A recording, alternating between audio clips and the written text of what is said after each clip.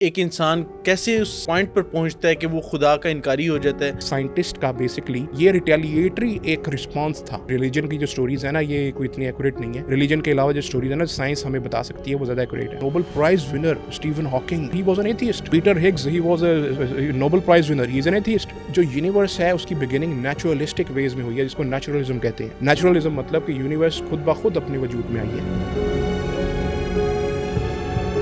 इबादत के लिए फरिश्ते मौजूद थे, तो फिर इंसान को तख्लीक करने की क्या वजह थी? We are here without a purpose, कि इंसान को कोई पर्पस नहीं है, कोई कॉज नहीं है, कोई पर्पस नहीं है। We are living a directionless life. एक डिप्रेस्ड लाइफ सेट की तरफ ले जाती है, एक ऐसी लाइफ की तरफ लीड कर सकती है जहां पर आप इमोशनली बहुत डैमेज हो सकते हैं। अगर हज़रत आदम अलैहिस्सलाम के पास अल्लाह का पैगाम था, तो वो इंसानियत तक क्यों नहीं पहुंचा? आपके ऊपर कोई पाबंदी नहीं है, आपको राइट और लेफ्ट दोनों बताए गए हैं। राइट सीधा सिराते मुस्तकीम है, आप बुराई की तरफ भी जा सकते हैं, आपको रोकेगा कोई नहीं।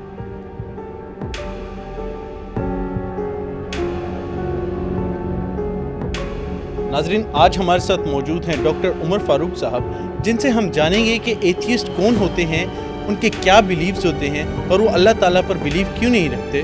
क्या तमाम साइंटिस्ट खुदा के वजूद के ऊपर बिलीव नहीं करते, और खुदा के वजूद पर शक करने वाले डिफरेंट एथियस्ट के सवालात हमने इस पॉडकास्ट में लिए हैं। उनके तमाम सवालात के जवाब जानने के लिए पॉडकास्ट को एंड तक जरूर देखें। अस्सलाम वालेकुम डॉक्टर उमर साहब, thank you so much once again for coming. कैसे हैं आप? वालेकुम अस्सलाम, एब्सोल्युटली फाइन, थैंक यू। अच्छा उमर साहब, लास्ट पॉडकास्ट जो हमने किया ऑब्वियसली ऑडियंस को बहुत पसंद आया, बहुत इंफॉर्मेटिव था। जैसे मतलब जो चीज़ें आपने बताई ऑब्वियसली बहुत कम लोग उसको टच भी करते हैं, और एक बड़ी बेनिफिशियल सी चीज़ थी, लोगों ने उससे फ़ायदा भी उठाया। सर, आज का टॉपिक उसी तरह का मुनफरिद, मज़ेदार, इंफॉर्मेटिव और लोगों के लिए ये है कि वो फ़ायदा पहुंचा सकते हैं, उससे लोग बेनिफिशियल हो सकते हैं। सर, इस्लाम, एथिज़म, बेसिकली मैं अगर इसको इस तरह से क्वेश्चन को फ्रेम करूं कि एक अल्लाह पर या किसी खुदा पर यकीन रखने वाले, और दूसरी तरफ जो खुदा पर यकीन नहीं रखने वाले और साइंस पर यकीन रखने वाले। सर, क्या समझते हैं कि एक इंसान कैसे उस पॉइंट पर पहुंचता है कि वो खुदा का इनकारी हो जाता है? वो समझता है कि कोई खुदा नहीं है, जो सब कुछ है वो नेचर है, साइंस है, there is no God, there is nothing, it's just science and it's happening.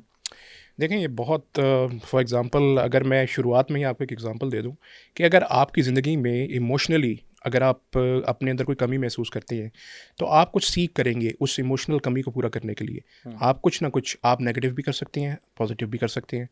Emotionally आपको बहुत से लोग, आपके दोस्त, आपका स्पाउस, आपके पेरेंट्स आपको हेल्प आउट कर सकते हैं। लेकिन जब ऐसी चीज़ें नहीं होती, तो आप के हाथ में जब सारी वो गेम होती है और आप उसको हैंडल नहीं कर पाते। एक 11वें नंबर का प्लेयर है, बैट्समैन अच्छा नहीं है, उसको कहते हैं भाई आखिरी ओवर में तुमने 20 स्कोर बनाना है, तो नहीं बना पाएगा ना, उससे आप एक्सपेक्ट नहीं कर सकते। आपको जब ऐसी सिचुएशन आती है और आपके पास हैंडल करने का एक वो एबिलिटी नहीं होती, तो आप क्या होंगे, आप आउट हो जाएंगे। प्रॉब्लम ये होती है। Topic as a whole, because it happens to be the area of my expertise, मैंने ये चीज़ नोट किया ज़ाती तौर पर। मैं समझता हूँ जितने एथियस्ट या ऐसे एग्नोस्टिक पहले होते हैं और फिर एथियस्ट हो जाते हैं, वो लोग जिनका अल्लाह की ज़ात में और रिलीजन के अंदर एक जो ईमान है वो थोड़ा लड़खड़ा जाता है, तज़ब्ज़ुब का शिकार होता है, उनमें इमोशनली स्टेबिलिटी नहीं होती। फर्स्ट ऑफ ऑल कि वो लोग जो हैं, अगर इसकी एक बहुत बड़ी एक शाख ऐसी ज़रूर है, मैं इसका इनकार नहीं करता कि एकेडमिक शाख इसकी नहीं है। एकेडमिकली लोग काम करते हैं इसके ऊपर, और फिर उसके बाद एक प्रॉपर एकेडमिक डिस्कोर्स भी है। लेकिन हैविंग सेड सो, शुरुआत में एक आम आदमी के लिए क्या है, एक आम आदमी इस तरफ क्यों निकल जाता है? तो कभी ना कभी कुछ ट्रॉमाज होते हैं। मैं आपको मिसाल दे देता हूँ। चार्ल्स डार्विन को आप सब जानते हैं। चार्ल्स डार्विन ने, आपको पता है कि इवोल्यूशन की थ्योरी दी। उसने तो बहुत मुख्तसर दी थी, लेकिन उसके बाद आने वाले लोगों ने उसको इतना बड़ा चढ़ा के पेश कर दिया कि वो कहाँ बिग बैंग थ्योरी भी कहा जाता है। नहीं, उसकी इवोल्यूशन की थ्योरी थी, जो evolution की बायोलॉजी theory। की होती है। ओके, ठीक है, सही है। अब चार्ल्स डार्विन की ज़िंदगी के अंदर भी ट्रॉमा था। उसकी जो औलाद थी, उसकी बेटी थी, और इसी तरह से जब वो HMS बीगल के ऊपर निकला था अपने सफ़र से पहले, तो एक ट्रॉमेटिक एक्सपीरियंस लेकर निकला था। उसको ज़िंदगी के अंदर उसकी ज़िंदगी के ऐसे लम्हात और ऐसा दौर चला। आप उसकी ऑटो बायोग्राफी पढ़ें तो आपको पता चलता है कि this is a person with a traumatic past, और उसकी इमोशनली वो स्टेबल नहीं था। Eight the end of the day, वो जब इंसान एक सही माइंडसेट के अंदर नहीं होता, तो वो कुछ भी अपने eight the end of the day कर सकता है, किसी भी तरफ निकल सकता है, जब उसके पास प्रॉपर गाइडेंस नहीं होती। वो भी वो शख्स था और इस दौर में रह रहा था जब क्रिश्चियनिटी या क्रिश्चियनडम जो कि क्रिश्चियंस का ऐसा दौर कि जहाँ पर वो क्रिश्चियनिटी का जो अरूज था उसके अंदर ऐसा होता था, जो पोप होते हैं उनके जो कर्ता धर्ता होते हैं कार्डिनल्स और बिशप्स वगैरह, असल में उनकी इजाज़तदारी बहुत होती थी उस दौर के अंदर। उस दौर में उनको बड़ा वो लोगों को दबा कर रखते थे, एंटी साइंस होते थे। साइंटिस्ट को जो है वो अच्छा नहीं समझा जाता था, क्योंकि उन लोगों को ये थोड़ा सा था कि वो ये जो लोग हैं ना मज़हब के ख़िलाफ़ बातें करते हैं, ये दीन को हमारे को इसको नहीं मानते क्रिश्चियनिटी को, तो ये एंटी रिलीजन है, तो वो उनको दबाते थे बड़ा। आपको पता गैलीली जो थे उसको भी उन्होंने ज़िंदगी के लिए नज़रबंद कर दिया था और उसी में वो फौत हो गया था। क्यों? बिकॉज उसने एक ऐसी साइंटिफिक रियलिटी बता दी थी, भाई ये जो चांद है ना इसके ऊपर वो क्रेटर्स हैं, उसने देख अपनी टेलीस्कोप से बता दिया था। वो चीज़ चर्च को पसंद नहीं आई। इसी तरह से ये एक था पास्ट, मैं मानता हूँ ये पास्ट था। जब आपको बहुत दबाया जाता है ना तो आप रिटेलिएट करते हैं। तो बेसिकली ये उस दौर के साइंटिस्ट, ये तो मैं आपको 20वीं सेंचुरी की बात बता रहा हूँ, उस दौर के साइंटिस्ट का बेसिकली ये रिटेलिएटरी एक रिस्पॉन्स था एकेडमिकली कि भाई ये रिलीजन की जो स्टोरीज़ है ना ये कोई इतनी एक्यूरेट नहीं है। रिलीजन के अलावा जो स्टोरीज़ है ना साइंस हमें बता सकती है वो ज़्यादा एक्यूरेट है। और वो फिर बताई गई, जी देखें इंसान जो है वो एडम एंड ईव नहीं है, वो असल में वो ऐसे प्रोग्रेशन से बना है और उसके बाद आहिस्ता आहिस्ता चलते चलते जो स्पीशीज़ हैं वो आपस में कन्वर्ट होती गई और चेंज ऑफ स्पीशी के ज़रिए वो आखिर पे इंसान बन गया। तो ये उसकी स्टोरी है, डार्विन की story. At the end of the day what was behind it, there was a trauma. Same goes for some philosophers, atheistic philosophers. आपको पता है जो एकेडमिकली इस चीज़ को लोग देखते हैं ना, उनमें फ्रेडरिक नीचा, मैं इसका नाम लेता हूँ, बर्ट्रैंड रसल, बहुत बड़े राइटर हैं। यहाँ तक कि राइटिंग में इसका कोई शक नहीं है कि राइटर बहुत बड़े हैं। जब वो लिखते हैं तो ऐसा लिखते हैं कि सहर तारी करते हैं। ठीक है। लेकिन having said so, these people also had traumatic past.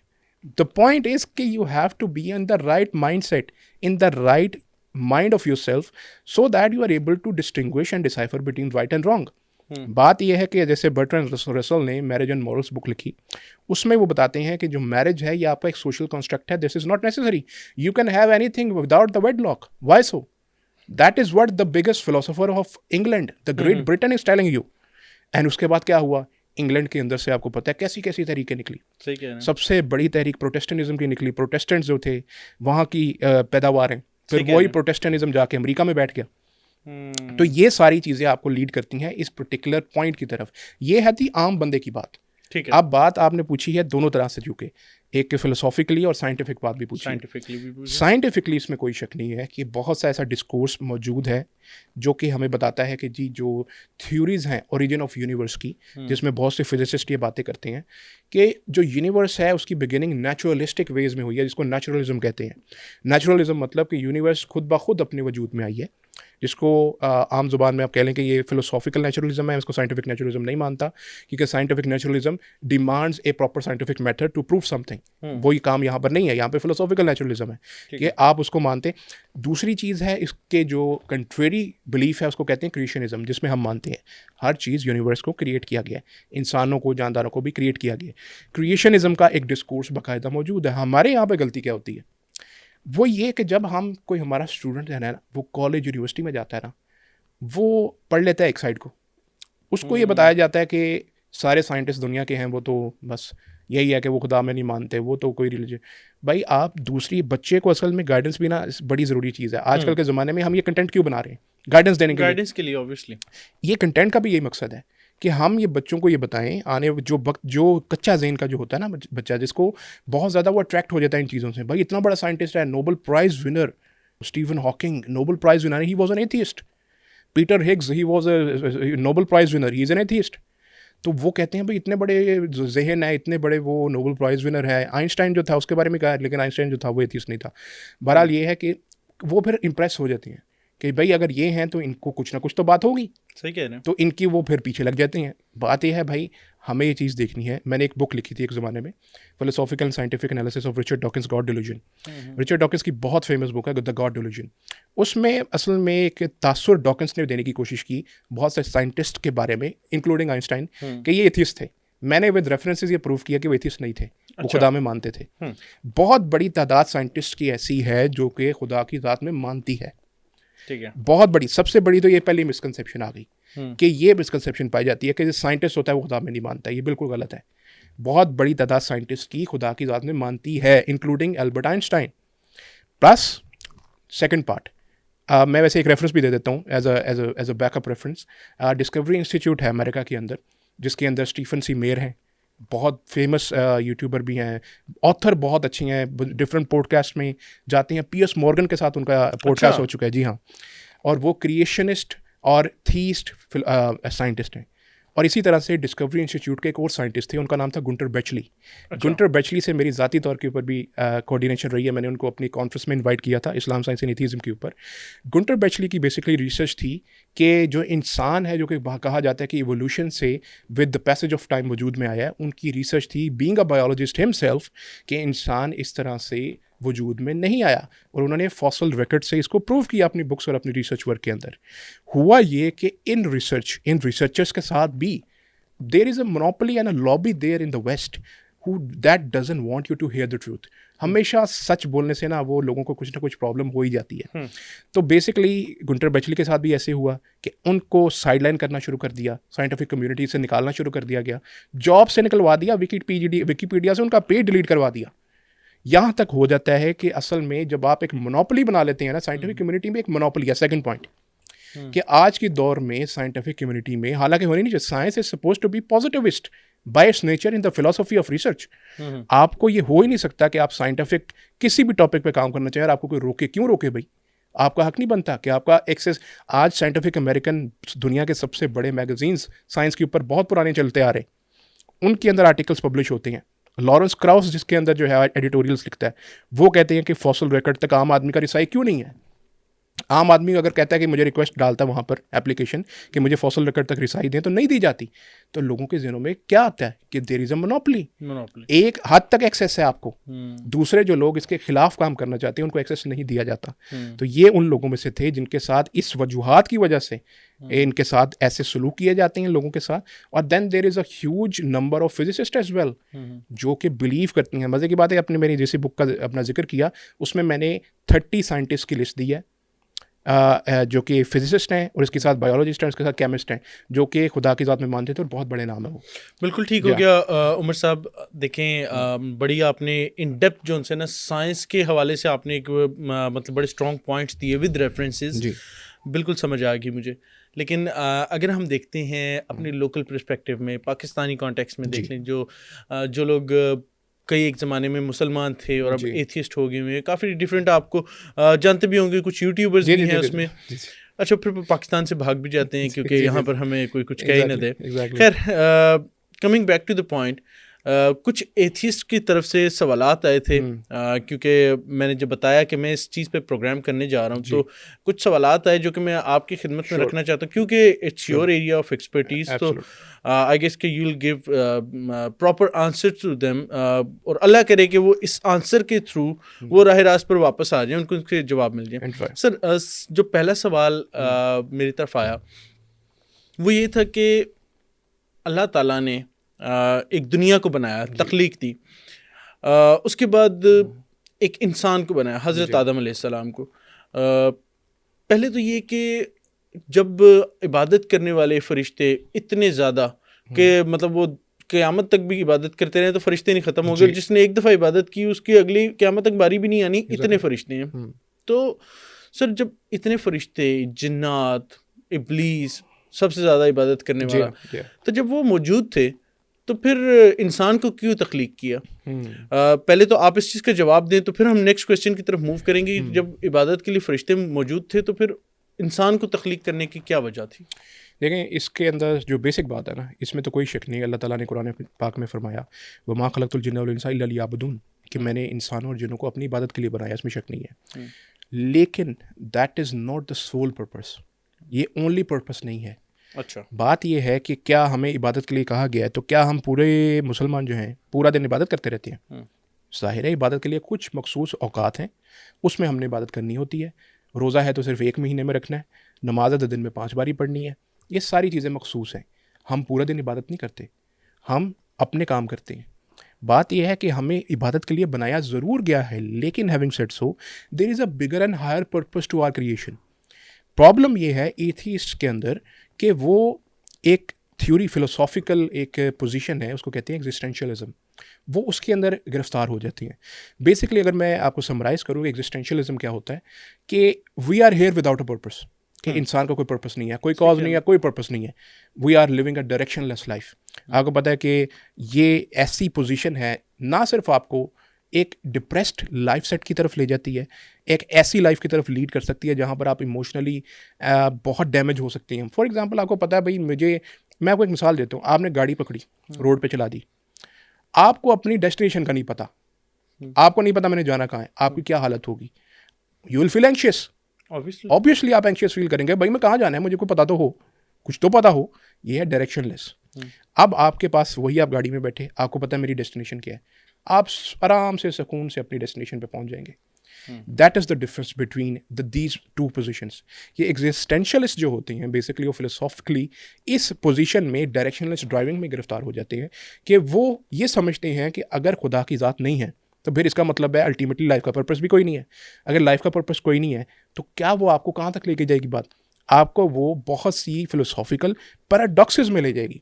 ये वो लाइफ का पैराडॉक्स है जो कि दीन सॉल्व करता है। ये वो है जो कि इस्लाम ने सॉल्व किया आपका पजल, कि इस्लाम ने आपको एक ज़िंदगी की डायरेक्शन दी कि आप ज़िंदगी को जिएंगे किस तरह से। That is why Quran is the manual of living. आपको लाइफ जीनी कैसी है इसने ये बताया। आप कुरान ने ये नहीं बताया कि आपने सिर्फ ये इबादत इस टाइम पे करनी है, उसने आपको ज़िंदगी जीने का पूरा तरीका बताया। And that is what the sole purpose of the human beings creation is, कि आपने ज़िंदगी में आकर जीना कैसे है, आपने अल्लाह का कलमा कैसे पढ़ना है, उसको बुलंद कैसे करना है, और उसकी ज़मीन पे उसका निज़ाम और इंसाफ को कायम कैसे करना है। जो लोग बुराइयाँ इनजस्टिस करते हैं उनको कैसे रोकना है। उन तमाम चीज़ों के रोकथाम और उन तमाम, क्योंकि इंसान एक वाहिद वो इंसान और जिन वाहिद दो मखलूक़ात है जिनके पास फ्री विल है। बाकी फरिश्तों के पास फ्री विल नहीं है। तो जहाँ पर फ्री विल होती है ना, वहाँ पर ईवल की प्रॉब्लम आ जाती है कि आप बहुत से ईवल्स में पड़ सकते हैं क्योंकि आपके पास खुला रोड है, राइट जाएं या लेफ्ट जाएं। तो दैट इज़ बेसिकली जिसकी तरफ आपने इशारा किया, that is called the problem of evil. कि ईवल जो है, why it exist, and if everything is evil then there is no good basically. तो ये वो प्रॉब्लम ऑफ ईवल है जिसके ऊपर हम आगे जाके डिस्कस करेंगे कि आखिर में ये जो ईवल की जो प्रॉब्लम है इसको हम कैसे सॉल्व कर सकते हैं। बिल्कुल ठीक हो गया उमर भाई। मैं इसके अंदर एक डिस्क्लेमर भी देना चाहूँगा। ऑब्वियसली लोग क्लिप कट कर लेते हैं और लगा देते हैं। ये सवालात मेरी अपनी जानिब से नहीं है, ये सवालात एथीस्ट जो लोग हैं उनकी तरफ से आए हुए हैं और मैं जस्ट इनको उमर साहब की खिदमत में रख रहा हूँ और उनके जवाबात में ले रहा हूँ। अगर आप भी चाहते हैं कोई सवाल करना तो आप कमेंट सेक्शन में बता सकते हैं। हम इंशाल्लाह उमर साहब से और दीगर जो गेस्ट आते हैं उनसे आपके सवालात ज़रूर पूछेंगे।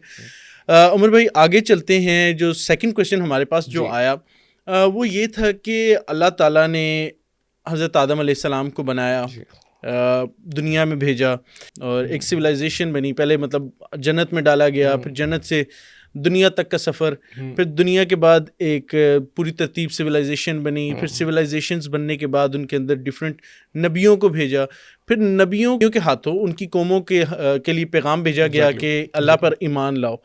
अल्लाह ताला पहले भी कह सकते थे कि मैं एक हूँ, पहले भी डायरेक्टली एड्रेस कर सकते थे इंसान से। और अगर हज़रत आदम अलैहिस्सलाम को अल्लाह ने दुनिया में भेजा था तो हज़रत आदम अलैहिस्सलाम ने इंसान को, अपनी औलाद को अल्लाह ताला के एक होने का, क्योंकि अगर पैगाम आ गया था, हज़रत आदम अलैहिस्सलाम दुनिया में आ गए तो वो अपनी औलाद को दे सकते थे तलकीन के अल्लाह एक है, इस तरह इबादत करनी है। उससे आगे फिर नबियों की कौमों के ऊपर अजाब आए जी, अजाब दिया गया और देन सो ऑन जो उनसे वो किया गया। मतलब पहले तो इसको बता दें, देन हमारे पास जो अगले क्वेश्चन है मैं तरतीब के साथ पूछता जाऊँगा यहाँ तक की स्टोरी क्या थी और अगर हज़रत आदम अलैहिस्सलाम के पास अल्लाह का पैगाम था तो वो इंसानियत तक क्यों नहीं पहुँचा। सबसे पहले तो आदम अलैहिस्सलाम पहले इंसान थे और पहले नबी भी थे। बिल्कुल ठीक है। आदम अलैहिस्सलाम के ऊपर अल्लाह की वही भी आती थी।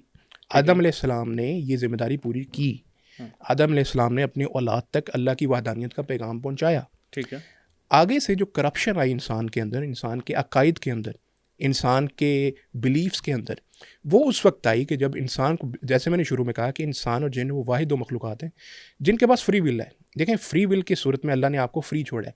And by free will it really means free will, कि आपके ऊपर कोई पाबंदी नहीं है कि आपको राइट और लेफ़्ट दोनों बताए गए हैं। राइट सीधा सिराते मुस्तकीम है, लेफ़्ट जाना है तो आप जाने को वहाँ पर भी जा सकते हैं, आप बुराई की तरफ भी जा सकते हैं, आपको रोकेगा कोई नहीं। लेकिन आपको आपकी इननेट नेचर के अंदर अच्छाई और बुराई दोनों की समझ दे दी गई कि ये अच्छी चीज़ है, ये बुरी चीज़ है।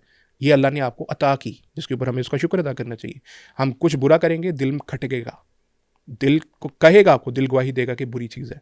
हम झूठ भी बोलेंगे ना, वो भी दिल खटकता है कि नहीं ये गलत है। इसी तरह से इननेट नेचर में आपके अल्लाह ने चीज़ डाल दी कि अच्छाई और बुराई की पहचान डाल दी। लेकिन इंसान जो है बिकॉज बहुत शॉर्ट साइटेड है और वो वक्ती तौर के ऊपर ये चीज़ भूल जाता है कि अल्लाह ने जब आदम अलैहिस्सलाम को बनाया था तो वो जन्नत से निकले क्यों थे। उनका एक दुश्मन था जो कि हमारा भी दुश्मन है, और उसका नाम इब्लीस शैतान है। वो उसको भूल जाता है। अल्लाह ने फरमा दिया ना कुरान में कि ये तुम्हारा खुला दुश्मन है, और तुम वो मुबीन। आपका वो खुला दुश्मन जो है ना, वो आपको वर्गलाता है और आप उसके वर्गलाने में आ जाते हैं। प्रॉब्लम आपकी ये है कि आप ये उसके रोल को बड़ा अंडरमाइन कर देते हैं। आप इब्लीस के रोल को बहुत अंडरमाइन करते हैं। इंसान की सबसे बड़ी ये है कि शॉर्ट साइटेड बहुत है, बहुत शॉर्ट साइटेड है, कि वो ये समझता है कि यार मैं अभी जो एंजॉय कर रहा हूँ, बुराई है, ये है, वो है। भाई एज आपको फार साइटेड होना चाहिए। ऑब्वियसली आप कितनी देर बुराई कर लेंगे, at the end of the day your life and everything is going to come to an end. उस सूरत में क्या करेंगे? आपने अपनी ज़िंदगी को, अल्लाह ने कहा ना कि कितने छोटे और कितने कम कीमत के अंदर तुम लोगों ने अपनी दुनिया का आखिरत की जो है वो सौदा कर दिया। अपनी आखिरत का सौदा दुनिया के छोटे से इतनी सी चीज़ के एवज में कर दिया कि आपको थोड़ी देर के लिए कोई नफ़ा, कोई ऐसी चीज़ मिल जाएगी जिससे आप इंजॉय कर लेंगे, एंड देन वो भी ख़त्म हो जाएगी। अगर हराम माल कमाएंगे ख़त्म नहीं होगा, हो जाएगा, वो नहीं ख़त्म होगा, आप ख़त्म हो जाएंगे। सही कह रहे हैं, हम ख़त्म हो जाएंगे। सही कह रहे कुछ तो होगा। एक बुराई करेंगे, eight the end of the day उसने भी खत्म हो जाना है। कितनी लज्जत दे देगी? फॉर एग्जांपल कोई बुराई कितनी देर लज्जत देगी? थोड़ी देर ही होगी, हफ्ता, टाइम पीरियड होगा, महीना, सही कह रहे हैं। साल, कितनी देगी? बात ये है ना, कितनी देर देगी? At the end is also going to come to an end, and what happens afterwards, that is the role of religion. They are telling you कि ये है वो पॉइंट जहां पर आपने आना था, आपकी नेचर में डाल दिया गया था, आपको पता था कि आपने इस पॉइंट पे आना है, लेकिन आप फार साइटेड नहीं थे, आप बहुत शॉर्ट साइटेड थे।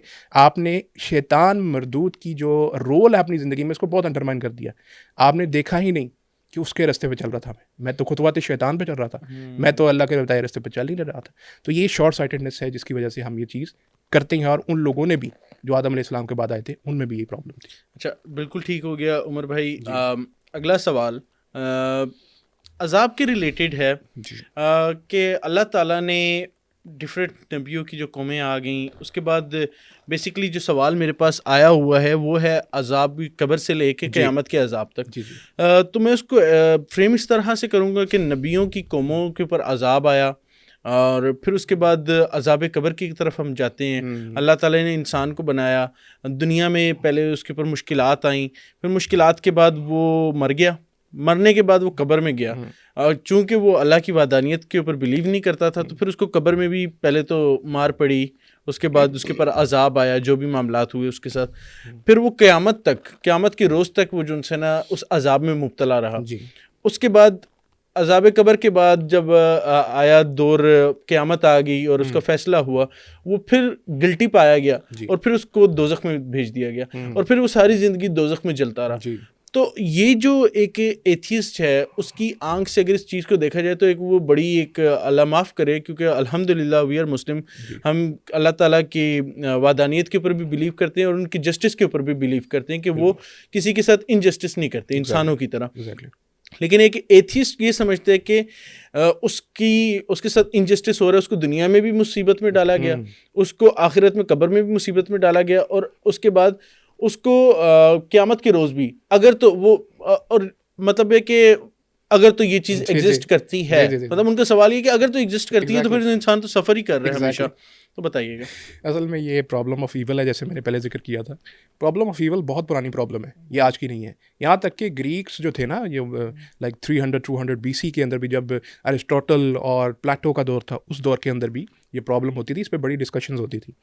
आपने जो सारी मिसाल दी है ना, बहरहाल उसका लुबेलुबाब ये है कि ये सब कुछ तब होगा जब आपने अल्लाह की नाफरमानी की होगी। अच्छा। अगर फर्माबरदारी करेंगे तो सब नहीं होगा। बात तो the ball is in your court at the end of the day. अगर आप अल्लाह की बात को मानेंगे, आपका फ़ायदा, नहीं मानेंगे आपका नुकसान। किसी का कुछ नहीं जाता भाई, हर एक ने वही बात है ना, अपनी कब्र में जाना होता है। ये है सिंपलिस्टिक आंसर, लेकिन इसका अब टेक्निकल आंसर भी है। प्रॉब्लम ऑफ ईवल ये होती है, लाइक ईवल जो है वो एग्जिस्ट करता है। बहुत सी चीज़ें ऐसी हैं कि अल्लाह ताला ने अगर अपनी मखलूक के साथ कुछ किया, लोगों को काफ़ी प्रॉब्लम होती है फील करने में कि भाई अल्लाह ने ऐसा क्यों किया, मतलब नेचुरल डिज़ास्टर आ गया, अल्लाह ने ऐसा क्यों किया। मैं छोटी मिसाल देता हूँ, मेरे सामने एक पेंटिंग इधर पड़ी हुई है। ये पेंटिंग जिस पेंटर ने बनाई है, आपको लाइक अगर उस वो पेंटर है, वो इस पेंटिंग को खुद ही फाड़ देता है या ख़त्म कर देता है, मिटा देता है, कुछ कर देता है, आप उस पेंटर को कुछ कह सकती हैं? उसने बनाई है, वो जाने, उसका काम जाने, ठीक है। अगर मैं उसकी पेंटिंग फाड़ दूँ तो फिर आप मुझे बुरा कहेंगे ना। पॉइंट ये है, अल्लाह ने बनाया सबको, तख्लीक अल्लाह की किया उसने, वो अपनी तख्लीक मखलूक के साथ कुछ भी करे, it is up to him first of all, ठीक है। लेकिन ज़ाहिर है किसी और को इजाज़त नहीं है, कोई किसी को कत्ल नहीं कर सकता, कोई किसी को मार नहीं सकता, क्योंकि वो फिर जवाबदेह होगा। जैसे मैंने पेंटिंग की मिसाल दी, छोटी सी मिसाल है। सबसे पहले तो ये कि अल्लाह की मखलूक है, अल्लाह ने अपनी मखलूक के लिए जो फ़ैसला किया किसी वजह से किया, और वो उसके लिए आंसरेबल नहीं है किसी को। लेकिन हैविंग सेड सो, इंसान पूरी ज़िंदगी के अंदर मुश्किलात से भी गुजरता है, उसको बहुत सी प्रॉब्लम्स भी आती हैं। मरने के बाद के जो मामला है ना, जो कब्र, अजाब और ये वाली चीज़ें हैं, देखें ये है मेटाफिजिकल रिल्म। मेटाफिजिकल रिल्म के अंदर जो फील्ड ऑफ साइंस आती है, हालांकि कुछ लोग उसको सूडो साइंस भी कह देते हैं, लेकिन मैं ये कहूँगा कि वो आपकी रिसर्च बेस्ड या अप्लाइड साइंस के अंदर नहीं आती। हाँ, ऑब्वियसली फिलोसॉफिकल रिल्म है, फिलोसफी का जवाब फिर फिलोसफी से दिया जाता है। देखें, अगर कुल मिला के अल्लाह की ज़ात ने आपको कुरान में और हदीस में रसूलुल्लाह सल्लल्लाहु अलैहि वसल्लम ने बहुत सी चीज़ों को आपको बताया है जो आपके माशरे में एप्लीकेबल हैं, आपकी ज़िंदगी में गाइडेंस के लिए नेसेसरी हैं, और वो आपको फ़ायदा देती हैं, तो ये चीज़ आपको मान लेनी चाहिए। और बहुत मैं वसूख से भी कहता हूँ और एक बहुत माकूल पोजीशन लेते हुए भी कहता हूँ कि अगर वो सारी चीज़ें दुरुस्त हैं, तो अल्लाह ने जो चीज़ें आपको अनदेखी अनसीन बताई हैं, तो वो भी दुरुस्त ही होंगी। भाई वो गलत क्यों होंगी? जब आपकी दुनिया की हर चीज़ आपको दुरुस्त मालूम होती है, हर जस्टिस आपको इस दीन के अंदर, इस सारे कामों के अंदर मालूम होता है कि किसी को अगर कोई प्रॉब्लम होगी, उसका सोल्यूशन कैसे निकलेगा। स्पिरिचुअलिटी का बहुत बड़ा क्वेश्चन आता है, आपकी ज़िंदगी के अंदर वो सुकून, दिलो जान का सुकून कैसे आएगा, स्पिरिचुअलिटी अल्लाह की ज़ात के उसकी याद के अंदर आएगा। तो ये सारी चीज़ें जब आपको बताई गई हैं, तो जो चीज़ मेटाफिजिकल रियल में है, जिसका साइंटिफिक सबूत आपको नहीं मिल सकता और देना भी नहीं चाहिए, ईमान का तकाजा ही ये है कि ईमान तो बिलगायब ही होता है, लेकिन आपको वो सारे सर्कमस्टेंशियल एविडेंस दिए जाते हैं, वो सारे सर्कमस्टेंशियल एविडेंस जो आपको उस तरफ इशारा करवा देते हैं कि ये है वो चीज़ कि जिसकी तरफ आपको पलटना है, ये है वो चीज़ जो हकीकत है हर चीज़ की। तो eight the end of day आपको ये चीज़ समझनी चाहिए कि जब भी आपको कोई प्रॉब्लम आती है, दो चीज़ों को देखें, आपका अपना रोल इस प्रॉब्लम में क्या था। मतलब आप कहते हैं कि कोई मुश्किल में बंदा पड़ गया, आपकी अपनी गलती तो कोई नहीं थी उसमें, आपने खुद तो कोई पंगा नहीं लिया था कहीं पे। आप अगर कह दें जी मेरा लीवर फेल हो गया, आपने शराब तो नहीं पी थी, आपने कोई गलत इंजेक्ट तो नहीं कर लिया था खुद को। बात यह है कि ये सारी चीज़ें देखें पहले। गलती ज़्यादातर मैं आपको बता रहा हूँ वसूख से 80 to 90% आपकी अपनी निकलती है, अनलेस फॉर बहुत कम चीज़ों में, बहुत मतलब आप वो जैसे नेचुरल डिजास्टर की मैंने बात की, वो पेंटिंग है उसने ख़त्म कर दी, ठीक है। इसी तरह से कुछ जेनेटिक डिजीजेज होती हैं, ये भी प्रॉब्लम ऑफ ईवल में लोग पूछते हैं अभी वो फिर क्यों है। सवाल आया हुआ है सर, हाँ, आपके लिए अगला सवाल यही था, मैं इसीलिए आपको रोक दिया कि आप क्योंकि एड्रेस कर जाएंगे, तो मैं चाहूंगा कि वो एड्रेस मैं सवाल कर दूं तो जिस बंदे ने पूछा उसको ही उस तक ही सवाल पहुंच जाए, उसके जवाब। जेनेटिक डिजीज में किसी शख्स का जिसको कोई मसला है, उसका कोई कसूर नहीं है, कोई शक नहीं है उसमें। सर इसके अंदर ना बेबीज का भी है कि एक बच्चा पैदा हुआ और मतलब कहा तो ये जाता है कि जी इंसान है, उसके ऊपर बहुत गुनाह का बोझ बन गया था, अल्लाह ने बीमारी भेजी और वो सारा कुछ। सवाल यही है कि एक बच्चे को बीमारी देके माँ बाप को मुसीबत में डाल दिया, पैसे भी गए, बच्चा भी गया, तो बच्चे का कोई कसूर नहीं है, जाहिर है बच्चा जो है वो मासूम होता है, उसके अंदर अगर कोई इस किस्म का इशू आ गया, उसके अंदर दो चीज़ें हैं। देखें, माशरे के अंदर हर एक शहरी, हर एक सिटीज़न, हर एक शख्स की एक जिम्मेदारी होती है। आपको कुछ जिम्मेदारियां दी गई हैं कि आप अपने मातहत जो लोग हैं उनका ख्याल रखें। अगर फर्स्ट ऑफ ऑल ऐसा कोई बच्चा किसी घर में है, तो उस घर के बड़ों को जिम्मेदारी की गई है कि आपके ऊपर ये जिम्मेदारी अल्लाह ने स्पेशली ऐड कर दी है, ऐड ऑन कर दी है। फर्स्ट ऑफ ऑल आपने इसका ख्याल रखना है। उस बच्चे के लिए क्या है फिर? देखिए, जो मुआशरती जिम्मेदारियाँ आपको पता है, जो स्पेशल लोग होते हैं, डिफरेंटली एबल्ड कहते हैं उनको, बिल्कुल सही कह रहे हैं। डिफरेंटली एबल्ड जो लोग हैं, हमेशा उनको माशरे में स्पेशल ट्रीटमेंट मिलता है ना। कोई व्हील चेयर पर आ जाए तो हर बंदा पीछे पीछे हो जाता है। मुआशरा भी उनकी देखभाल करता है, उनके ऊपर क्या कमाने की जिम्मेदारी को डालता है? नहीं, सब आके उनको देते हैं। मतलब ये है कि उनके ऊपर अगर अल्लाह ने कोई चीज़ उनसे ले ली, तो अल्लाह ताला ने उनके ऊपर कोई जिम्मेदारी भी नहीं डाली, वो वाला भी उनसे अल्लाह ने उनसे ले लिया कि भाई तुम पे कोई जिम्मेदारी नहीं है, हाँ तुम दुनिया पे आए हो, लेकिन तुम पे कोई जिम्मेदारी नहीं, तुम्हारे बड़ों के ऊपर है, और तुम्हें स्पेशल मैं माशरे में ट्रीटमेंट भी दिलवाऊंगा। तुम्हें हर कोई जो है वो स्पेशली ट्रीट करेगा, तुम्हें कोई जो है इस किस्म का हर बाशऊर इंसान कम से कम उनको स्पेशली ट्रीट करता है। इसी तरह से ये कि वो जो लोग जिनके ऊपर ये चीज़ होती है, एक हदीस है रसूलुल्लाह सल्लल्लाहु अलैहि वसल्लम के पास एक खातून नहीं जिनको एपिलेप्सी थी, तो उन्होंने आके कहा कि या रसूलल्लाह मुझे आप दुआ कीजिए कि मेरी ये बीमारी दूर हो जाए।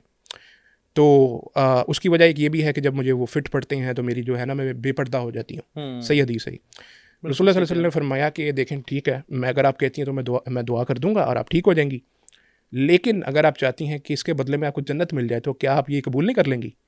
तो उन्होंने किया रसूल सल्लल्लाहु, इससे बेहतर क्या हो सकता है? सही कह अगर रहे मुझे इस छोटी सी बीमारी के बदले जन्नत मिलती है तो रसूल सल्लल्लाहु अलैहि वसल्लम फरमाया कि ठीक है, फिर आपके लिए जन्नत की बिशारत है। लेकिन उसने कहा कि या रसूल अल्लाह, फिर ये दुआ ज़रूर कर दें कि मैं जो बेपर्दा हो जाती हूँ ना, वो ना हूँ कम से कम जब फिट पड़ता है। तो रसूल सल्लल्लाहु अलैहि वसल्लम ने दुआ फरमा दी। तो सहाबा फरमाते हैं कि जब तक वो औरत ज़िंदा रही, उसको फिट पड़ते जो भी होता था, उस वक्त उसके जो कपड़े थे ज़मीन उसके जिस्म के साथ चिपक जाते थे, कभी भी वो बेपर्दा दोबारा नहीं हुई। तो ये है कि ये इस्लाम ने आपको ये भी बता दिया कि इसके बदले में आपको जन्नत मिलेगी। तो इससे बड़ा सौदा क्या हो सकता है कि इसके बदले में आपको एक अल्टीमेट इटर्नल लाइफ ऐसी मिल रही है जो आपको इतनी आम आदमी को इतनी मुश्किलात से मिलती है। तको दो एड़ी चोटी का जोर, और किसी को ऐसा मसला हो तो उसको चुटकी में मिल गई। तो वो क्या घाटे का सौदा नहीं है। नहीं तो ये बिल्कुल उमर भाई बहुत अच्छी चीज़ें आपने बताई, बड़ा इन डिटेल आपने किया। एंड पर अगर आप कोई देखने वालों में से अगर कोई एथियस्ट है या किसी के भी दिमाग में कोई सवाल है, क्योंकि शैतान इंसान के दिल में ऐसे सवालात डाल देते, क्वेश्चन मार्क्स आ जाते हैं, तो देखने वालों को अपनी एक्सपर्टीज से कोई अगर पैगाम देना चाहें आम अल्फाज में ताकि देखने वाले को भी समझ आए, तो कैमरा इज ऑल योर्स। मैं इतना ही कहूँगा कि जैसे मैंने शुरू में एक बात कही थी कि अगर आप किसी लिटरेचर को पढ़ रहे हैं, किसी वीडियो को देख रहे हैं, कभी भी पिक्चर की एक साइड को ना देखें। अगर आपने कोई लिटरेचर ऐसा पढ़ा है जिसने आपके जहन में डाउट्स पैदा किए हैं, एथियस्टिक लिटरेचर कुछ भी है, आपने पढ़ने में आपको नहीं रुकता, इंसान है, आपको नहीं रुकना चाहिए, फ्री विल के साथ पैदा हुआ है, लेकिन आप बैलेंस रखें। आप उसको उसके आपके हाथ में फ़ोन है, आपके हाथ में डिवाइस है, आपके हाथ में लैपटॉप है, आप सर्च करें कि भाई ये जो मैं पढ़ रहा हूँ कि ज़रा मैं इसकी दूसरी पिक्चर भी पढ़ूँ। मैं जिन साइंटिस्ट को जो है ये लोग कहते हैं जी सब एथियस्ट हैं, मैं ज़रा उनको भी तो पढ़ूँ, जो कि कहते हैं हम थीस्ट हैं, हम खुदा की ज़ात में मानूं, उनको भी तो पढ़ूँ, वो क्या कहते हैं। तो आपको मैं सिर्फ इतनी राय दूंगा, कोई वीडियो ऐसी देख लें, आप उसके खिलाफ यूट्यूब बुक बिल्कुल मुश्किल नहीं है, टाइप करें ये वाला मसला है, इसके बारे में वीडियो, वो आपको सब शो हो जाएगी, उर्दू में, इंग्लिश में, हर जगह पे शो हो जाएंगी, हमारे कंटेंट शो हो जाएगा, कुछ भी शो हो जाएगा। बुक पढ़ लें, उसके खिलाफ उस थ्योरी और उसके अगेंस्ट भी आपको लिटरेचर मिल जाएगा, वो भी पढ़ें। दोनों को पढ़ के बैलेंस रख के फैसला करें, और फिर तकदो में as a researcher, as a इंसान ना क्यूरियस होता है, क्यूरियोसिटी हमेशा कायम रहती है। तो फिर उस सफ़र को जारी रखें, हासिल करने को, तालीम के हासिल करने को, सवालों के जवाब ढूंढने के अंदर, और अल्लाह आपका हाथ पकड़ लेगा अगर आप सिंसियर हैं तो। सिंसियरिटी शर्त है, बस ये बात मैं कर रहा हूँ। बिल्कुल ठीक हो गया उमर भाई, it was a wonderful podcast, और अल्हम्दुलिल्लाह हमने एक, मैं कहता हूँ, कार खैर की है कि जो लोगों के दिलों में ये ख्यालात थे या जो सवालात एथियस्ट की तरफ से हमारे पास आए, ये है कि अल्लाह करे, हम उम्मीद करते हैं, अल्लाह ताला से दुआ करते हैं कि उनको इसके जवाबात मिल गए हों और वो अपने राह रास्त की तरफ दोबारा आएँ। और देखने वालों के दिमाग में भी अगर कोई डाउट था तो आई होप कि क्लियर हो गया होगा, और अगर नहीं हुआ तो आप क्वेश्चन कर सकते हैं कमेंट्स बॉक्स में। हम इंशाल्लाह अपकमिंग पॉडकास्ट में आपके सवालात ज़रूर लेंगे और उनको एड्रेस भी करेंगे। तो ये था नाजरीन आज का पॉडकास्ट, आई होप कि आपको पसंद आया होगा। अपने मेज़बान हसन ज़ेब को दीजिए इजाज़त, अल्लाह हाफिज़।